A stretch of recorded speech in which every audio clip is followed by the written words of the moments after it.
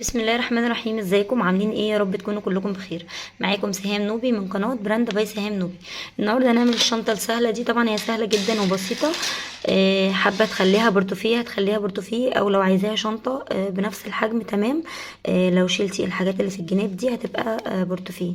اللي انت حباه ده كده شكل الشنطه. هي حجمها طبعا صغير، وده كده شكلها من جوه، وده الظهر بتاع الشنطه.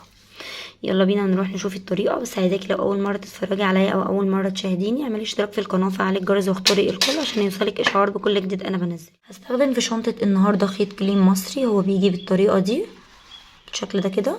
ده السمك بتاعه، هو مفيهوش مطة. تمام. هستخدم معاه ابرة مقاس 6.5. اول حاجة هبدأ ان انا اعمل عقدة البداية.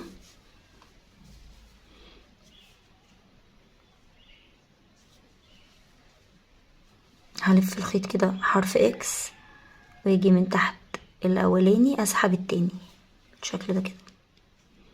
دي كده عقدة البداية، او ممكن اعملها كده تحت الخيط، اقلب الابرة واسحب الخيط. دي كده عقدة البداية. هشتغل 17 سلسلة، وهشتغل كمان سلسلة، يعني 18. 1 2 3 4 5 6 7. كده انا اشتغلت 17 سلسلة وعملت غرزة كمان ارتفاع، يعني 18. طبعا الناس اللي شغالة معايا بالمقاس كده، المقاس بتاع السلسلة 19 سنتي. تمام. هبدأ دلوقتي اعمل فوق كل غرزة هتقابلني غرزة حشو عادية، بس مش من هنا. هبدأ اقلب الشغل واشتغل ورا. هشتغل 17 غرزة، فوق كل غرزة غرزة. دي كده اول واحدة.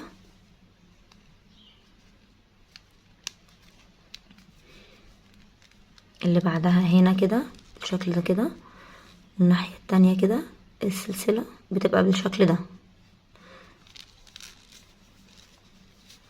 2 3 4 5 6. اشتغلت كده فوق كل غرزة قابلتني من الظهر، اشتغلت واحدة. تمام. دي كده اخر واحدة اللي هي رقم 17. هشتغل فيها 2 حشو بالشكل ده كده. دي اخر واحدة هشتغل فيها 2. 1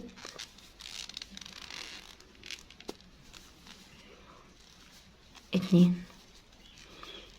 تمام.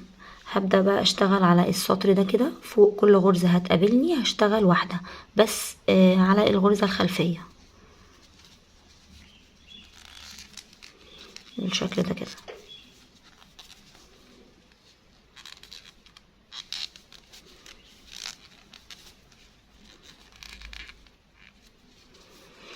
انا طبعا عايزة اعمل الشنطة من غير قاعدة كبيرة، وكمان تبقى ممكن تنفع برتوفيه، يعني مش لازم تبقى شنطة بس. لا، لو حباها ان هي تبقى برتوفيه عادي ممكن تبقى برتوفيه. فعشان كده انا مش هعمل لها قاعدة كبيرة. قاعدة هتبقى بس حاجة بسيطة. هشتغل فوق كل غرزة هتقابلني هشتغل غرزة حشو بالشكل ده كده على الغرز الخلفية.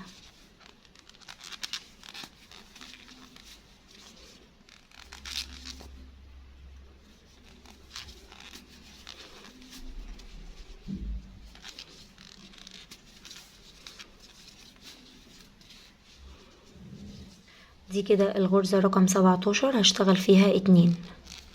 كده اخر غرزة معايا اهي، هشتغل فيها 2.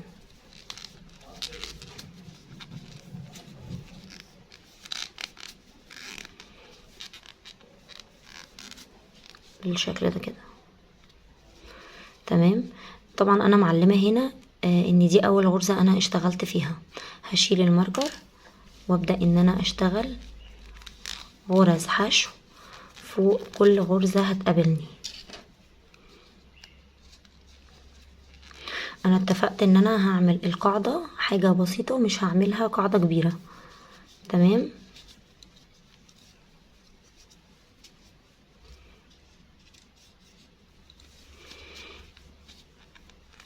هشتغل في الحلقتين بالشكل ده كده، فوق كل غرزة غرزة.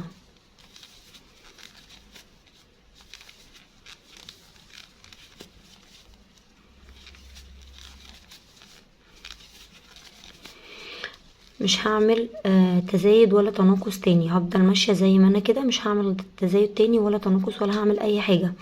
هلف وهرجع لكم هنا. كده انا وصلت لاخر غرزة. تمام. هبدأ بقى السطر الجديد، هبدأ الغرزة من اول هنا. تمام. مش هدخل تحت الحلقتين، هدخل تحت حرف الفي ده. شايفين حرف الفي ده؟ هدخل تحتيه، ولما اجي اطلع من ورا اطلع كده اهو بالشكل ده كده. بطلع برضو ما بين اتنين. هبدأ ان انا اعمل غرزتين في نفس المكان بالشكل ده كده. وطبعا هعلم اول غرزة انا اشتغلتها. تمام. وهفوت غرزة وهاجي على اللي بعديها، هدخل برضو من حرف الفي ده. شايفينه؟ هفوت دي وهدخل هنا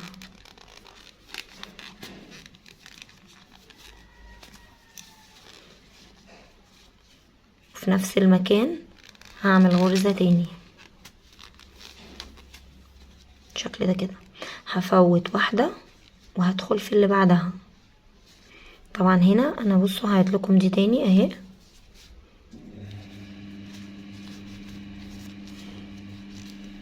انا هنا فوتت دي وهاجي على اللي بعدها، هدخل فيها بالشكل ده كده.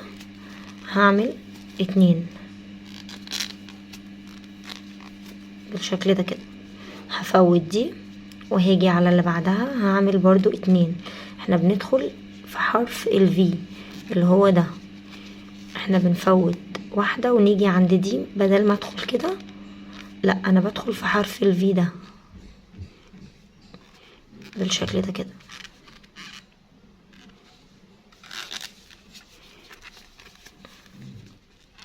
هشتغل اتنين، هفوت واحدة وهاجي على اللي بعدها هشتغل فيها برضو اتنين. هفوت دي وهاجي عند دي هشتغل في حرف الفي ده اتنين.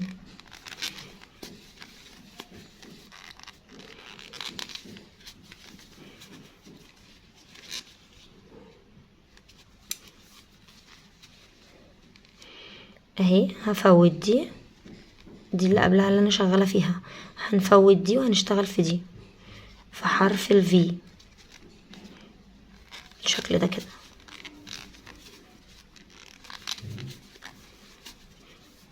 هنفوت واحدة ونشتغل في اللي بعديها اتنين.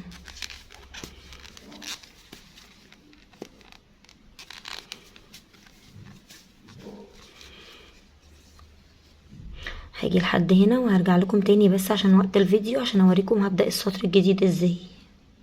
كده انا وصلت لنهاية السطر. اخر حاجة عملتها سبت غرزة واشتغلت اتنين في حرف الفي. تمام.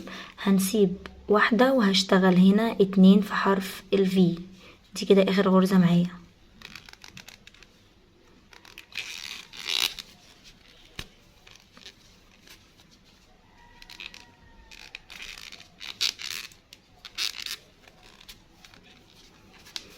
تمام.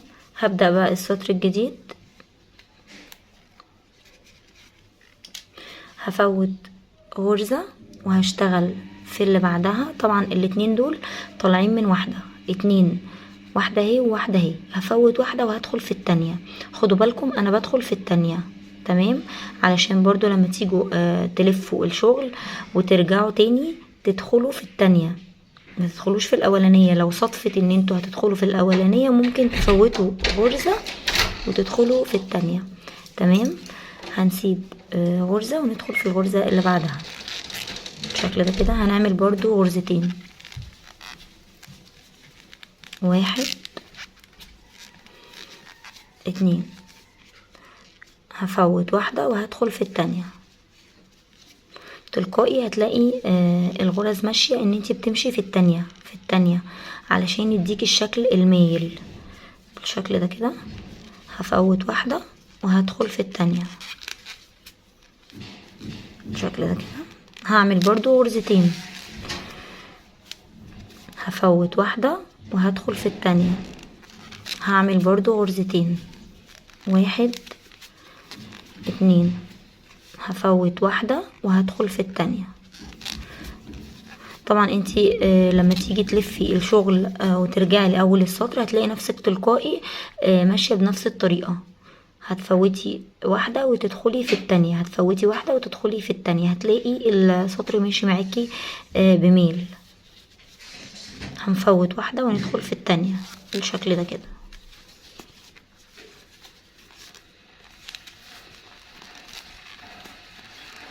هنفوت واحدة وندخل في التانية.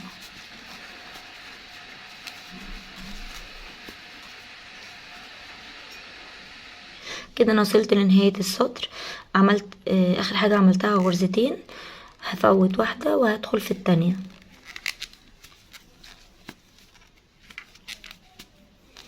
بالشكل ده كده. هبدأ السطر التالت، هشيل الماركر وابدأ ان انا اشتغل السطر الجديد. هفوت غرزة تلقائي هلاقي نفسي دخلت في التانية، هفوت واحدة وادخل في التانية، هلاقي نفسي طلعت في التانية اللي تحتيها، يعني اللي تحتيها برضو كانت دي التانية. تمام. هفوت واحدة وادخل في التانية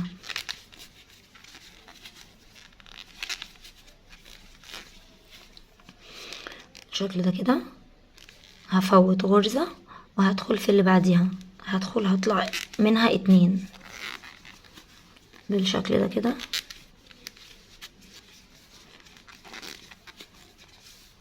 هفوت واحدة وادخل في التانية. خدوا بالكم ان انا لما باجي ادخل كده لازم اما اجي اطلع من ورا تبقى حرف في برضو، ما تدخلش يعني ما تبقاش واخده الغرزه غلط، ما تبقوش واخدينها غلط. تمام. هفوت واحده وادخل في التانية. هنمشي باقي الشنطة بنفس الطريقة، هنفوت غرزة وندخل في التانية، نفوت غرزة وندخل في التانية بنفس الطريقة. خلاص كده هتبقى الغرزة بنفس الشكل. هرتفع عدد من السطور وهرجع اقول لكم انا ارتفعت قد ايه علشان نركب السوستة مع بعض. كده انا اكتفيت بعدد السطور دي. انا كده ارتفعت 12 سطر. ادوني لو انت هتشتغلي معايا بالسنتي، ال 12 سطر اداني مقاس ارتفاع 16 في عرض 20 او 20.5. تمام. انا كده اكتفيت. براحتك انت عايزه تكملي تمام، عايزه تعرضي فيها من البدايه اصلا او تكبريها هتزودي عدد الغرز وتشتغلي. كده انا ارتفعت 12 سطر وهعمل معاكم اخر غرزه. هنا اخر حاجه كانت غرزتين في نفس المكان، هنفوت واحده ونيجي هنا نعمل 2. تمام. قلت اقفل معاكم السطر في الاخر. عايزة تزودي عدد سطرين تاني من غرزة الحشو العادية، تمام. عايزة تعملي غرز منزلقة، تمام برضو. تمام. انا كده خلاص خلصت. هبدأ ان انا اطلع بالخيط بالشكل ده، وهاجي عايزة اقفل بطريقة تكون مش مبينة شكل الغرزة في الاخر. هفوت دي علشان ما اعملش تزايد، وهاجي هنا هبدأ ان انا اسحب الخيط كده. هو الخيط اهو، هبدأ ان انا اسحبه كده لجوه، واجي ارجع احطه في نفس المكان ده تاني بس من جوه. هبدأ ان انا احطه كده في المكان ده كده عشان اكون السلسلة. تمام. بس من هنا هقلب كده وهدخل من هنا ومن هنا، وابدأ ان انا اسحب الخيط كده. انا قفلت، والقفلة اللي انا قفلتها مش باينة خالص. تمام. وهبدأ ان انا انضف الخيط ده في الشنطة نفسها من جوه. اهي.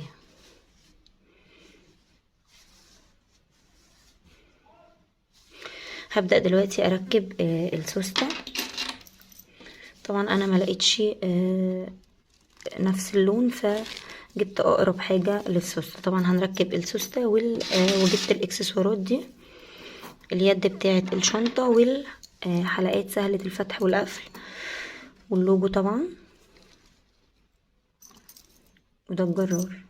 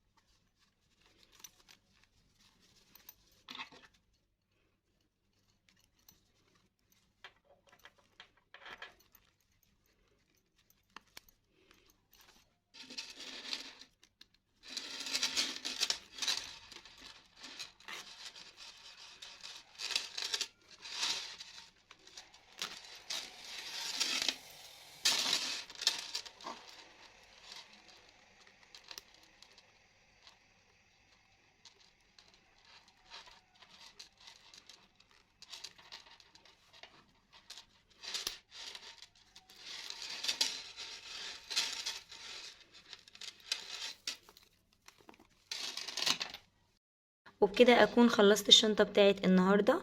ما تنسيش تكتبي لي في التعليقات رأيك ايه في الشنطة، ولو عجبك الفيديو ولسه مشتركتيش ما تنسيش تشتركي في القناة وتفعلي الجرس واختاري الكل عشان يوصلك اشعار بكل جديد انا بنزله. اشوفكم على خير في فيديو جديد ان شاء الله.